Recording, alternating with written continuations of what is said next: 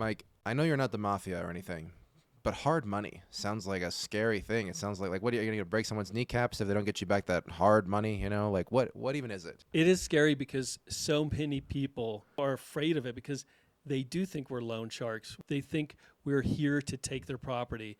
We're here to make them get into a worse situation.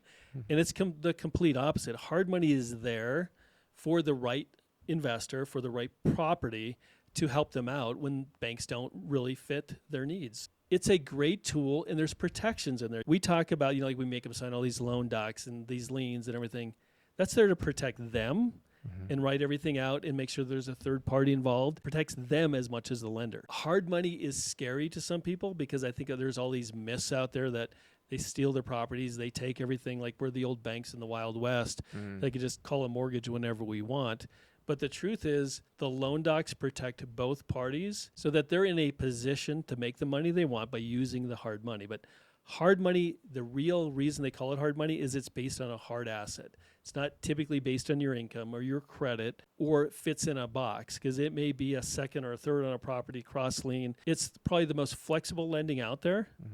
But the name hard money has become so misunderstood on what it is and what it isn't because there are some people who haven't stood up to their agreements and things happen through that process.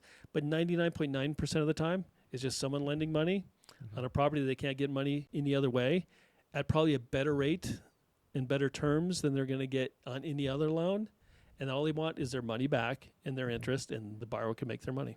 Okay, so how are you incentivized to do that, right, as a lender? So I'll be skeptical here and play the bad cop. Why are you offering things at a better rate without having to worry about income and everything? What's the win for you there?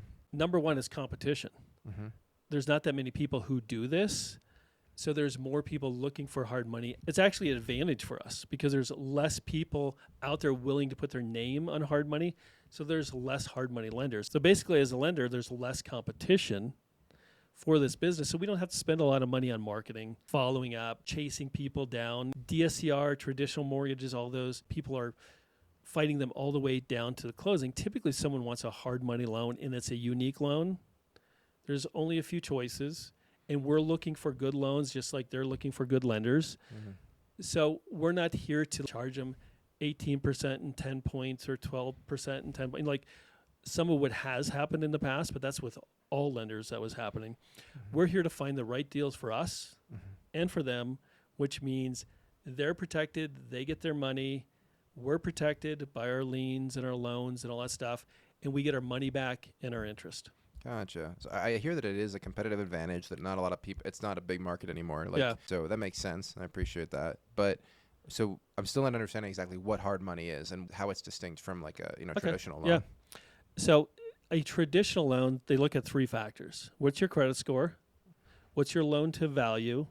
And how much money do you have into the transaction? So in a traditional loan, if you don't have a good credit score, you're kicked out.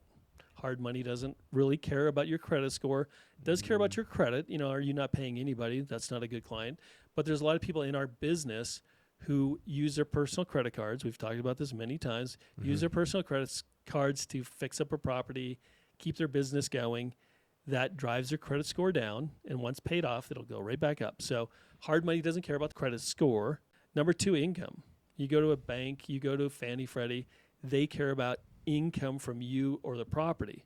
But what if the property's not making any income for a DSCR? Or what happens if you are just started in business? As long as there's security, good security for the lender, we're not going to care about the credit or the income. And third is your down payment. The traditional lines, it's the same thing. You buy a house for $200,000, but it's worth $300,000. You got a good deal. Got a good deal on a car, got a good deal on whatever it is.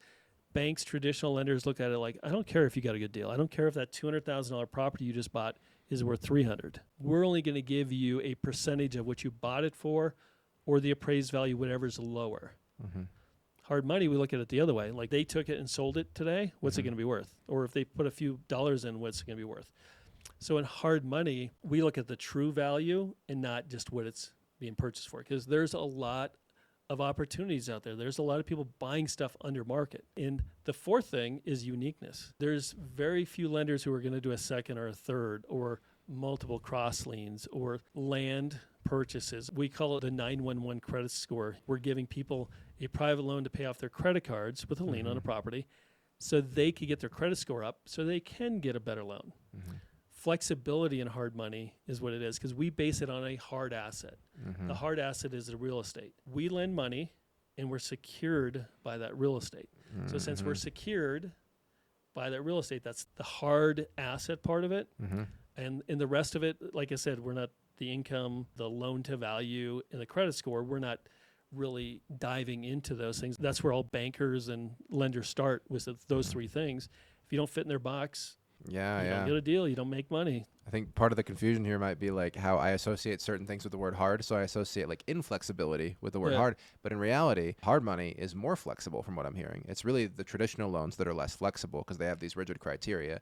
You are like the only thing we care about is the cold hard cash, is the asset, right? It's like what is expected. If we think it looks good, then we're like the most flexible loan provider you're going to meet. That's what I'm hearing. Yes. And I guess I want to clarify one thing. The other thing we look at is what's the likelihood of us getting our money back in a timely manner? Because we don't want to be involved in the transaction where someone can't pay us back and then it has to go through the legal process and stuff like that. So we want to make sure I'm going to sell the property. We're getting an SBA loan here pretty soon, or there are other ways that they're going to pay off the loan that we're giving them. So that's a great way to put it, that most people thought hard means it's harder to get. But it's really one of the easiest loans to get with a good deal, good properties, and a good exit strategy. The thing that you wanted to clarify is that you are looking at the asset, yes, but you also are trying to make a prediction like about the property. Like, is this going to be something that we can be paid back quickly for? So like if it's, the example you gave was like, they're paying $200K for it, but it's going to be worth $300K. If it's going to be worth $300K in 20 years, you're not interested really. Right? It's like more something that's like, they're looking at it in faster turnarounds. Yeah, and that's probably another good point is hard money is typically what they call a bridge loan, which is a short-term loan to get you from where you're at to where you're going. So we are not a long-term 5, 10, or 30-year kind of loan.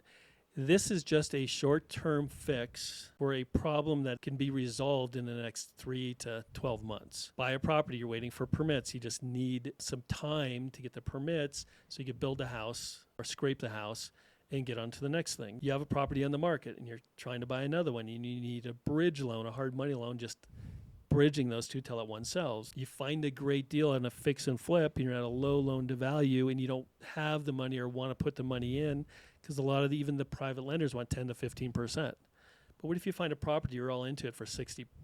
A hard money lender will look at it going, yeah, we could do that 100%.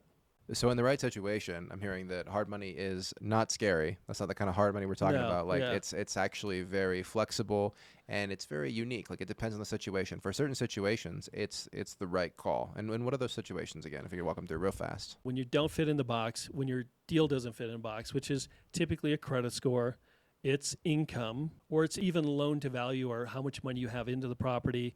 You may have all your money tied up into other deals and you're short. That's where hard money is. And just flexibility, just uniqueness. Like if you could dream it, hard money could probably fund it as long as it's a good deal for both parties. And it's a safe deal for both parties. Seconds, thirds, there's so many things that hard money can do for real estate investors, and it's right for the right property. Awesome. Okay. Well, thanks for clarifying all that. I now know that it's not loan sharkness at all. No. Loan sharkness? No. Thanks so much, Mike. You're welcome. Yeah. Have a good one. You too.